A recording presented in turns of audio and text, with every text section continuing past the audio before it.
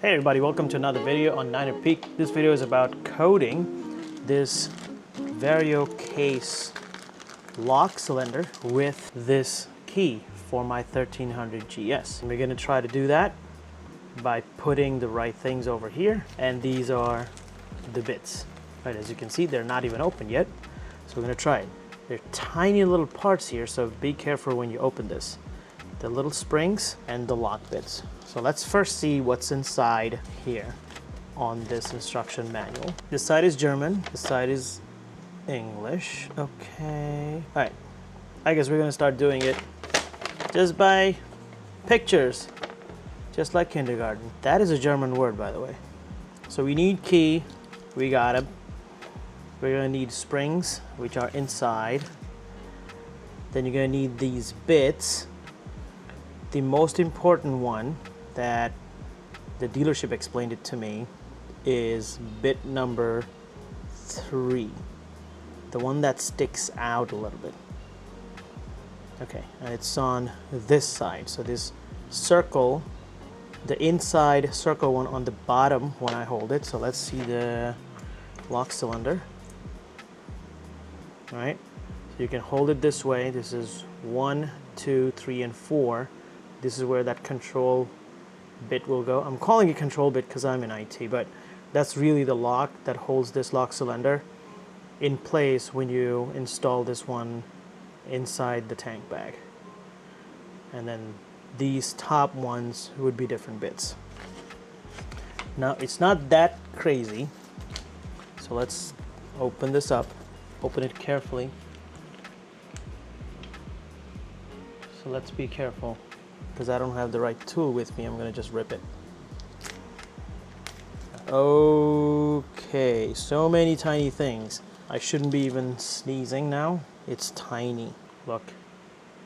And this has to go inside, as you can see in the instructions. And we're gonna do this together. The springs go in these circular portions of slots, and then you get the big ones, like the big locks, in the flat spots in the middle. All right, let's try to do at least a couple. We'll find out how it goes. So let's see if you can isolate this special bit, and I think it's this one. And I'll tell you why it's this one. All the other bits have this notch inside. If you can see it? The inside, there's a notch.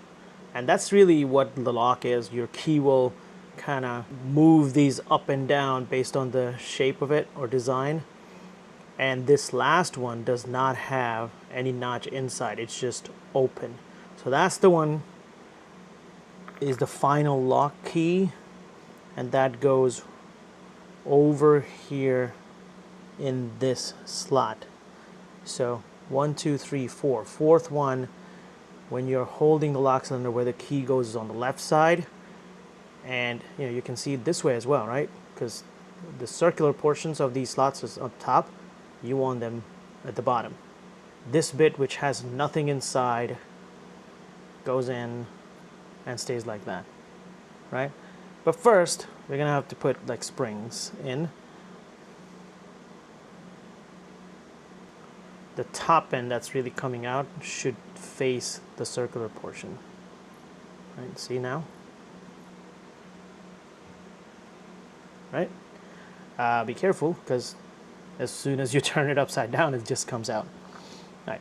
The way to do this is trying these different bits. So I'll just show you what these are. I'm not sure if it's really easy to read on them, but there is one right up here on this notch. There's a number. So this is number 1. So this is how they look like. 1, 2, and 3. As you can see, there are slight differences on where the inside notches exist. But I'll show you the first one on how that works. Key goes inside. It's gonna move these bits up and down, right?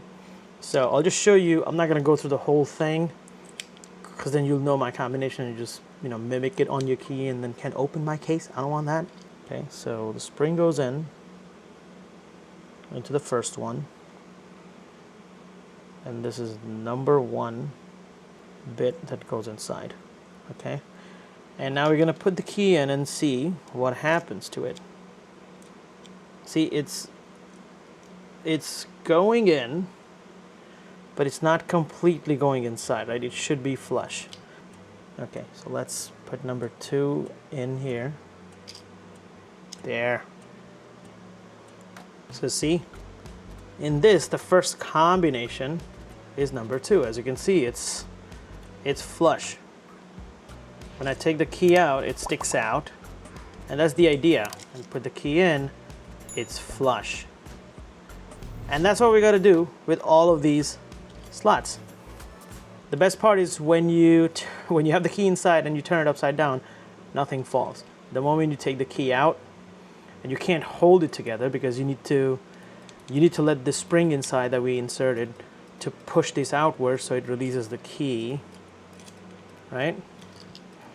But as soon as the key is out, they fall, including the spring inside. And these are tiny parts, so you gotta be careful when you're doing this. All right, enough of that.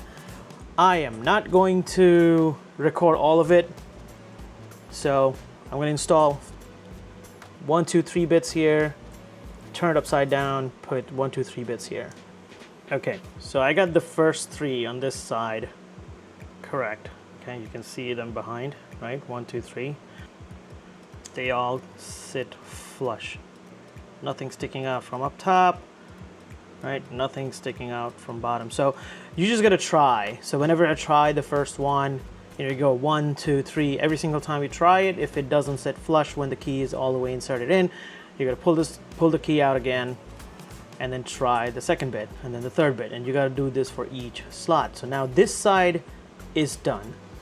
The last one you leave empty, right? 1, 2, 3, and when I do this side, right, the last one is actually going to be this last lock bit, so I'm going to leave that alone. Turn it upside down and use 1, 2, 3, 4 again on this side. Technically, you should be okay with just 3 bits. It's not going to turn the lock, but there's a reason why there are so many, and we're going to go through the motions. So remember, when I turned it around, they all dropped. That same thing's going to happen because I got to work on the other side now. So what I'm going to do is hold it like this with my finger underneath, and then pull the key out, right? If I leave this now, those are going to drop. Oh my God, this is so risky. Maybe with the middle finger, it just makes it easy to hold. Let's put the springs in. Nope. See, the first one sticking out. Not good. So I'm going to go and do the same thing on this side.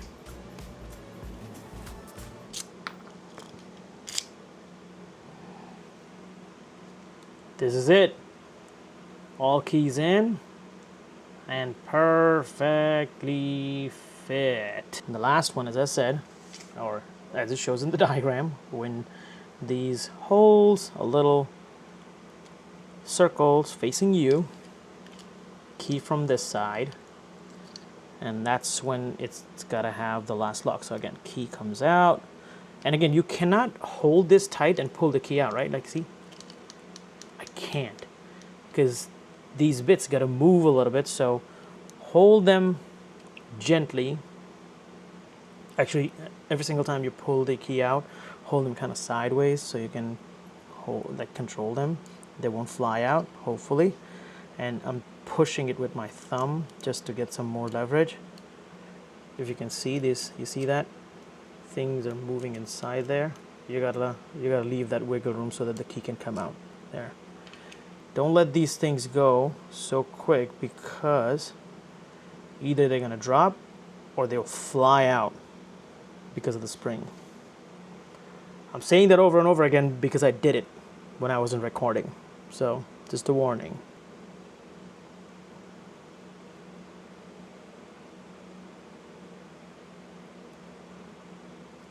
Okay, the last one's in now. Comes the real part. Leave the key inside, so none of these will pop out. The last bit will pop out.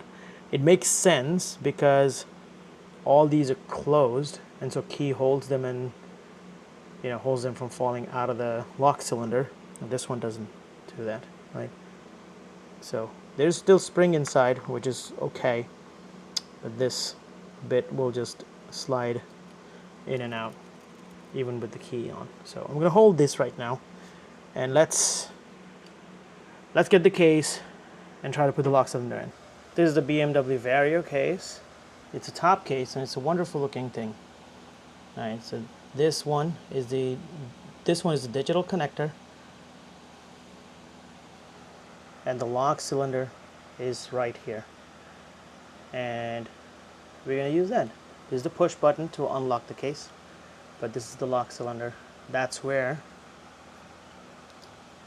this thing will go. There's only one way this thing can actually fit in. The top case came with some instructions over here, but these are not really instructions to install the lock cylinder.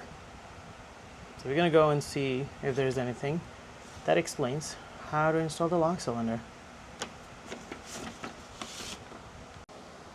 Okay, so just a quick one. The diagram says these last two chambers should be unoccupied, but you can see the empty slot. So I had to take the last one from here out, right? So simple way, last chamber from this side should be empty, and the last chamber from this side should also be empty. Of course, in this particular last chamber, we'll put this extra lock key. Okay, what I really should have is lock grease. Since I don't have it, putting a little bit of oil on it, I don't know, like engine oil, if it's gonna help, maybe, maybe not. If it doesn't, I'm going to take this lock cylinder out again and then put some lock grease on it. Unfortunately, I don't have it and I didn't want to wait right now. That's that. And there's only one way that it can go. So I think this is this. That is in. That's it. As easy as that. We've got ourselves a lock cylinder installed. Let's see if it turns. Haha! And see, when it's turned, I cannot get the key out, which is what we need, because when this is out, your top case is really not on the motorcycle rack. So let me show you what happens. See these locks? When I put this down, these locks move. I'm not sure if I can show this better, but these little things, they're not little, by the way, they move.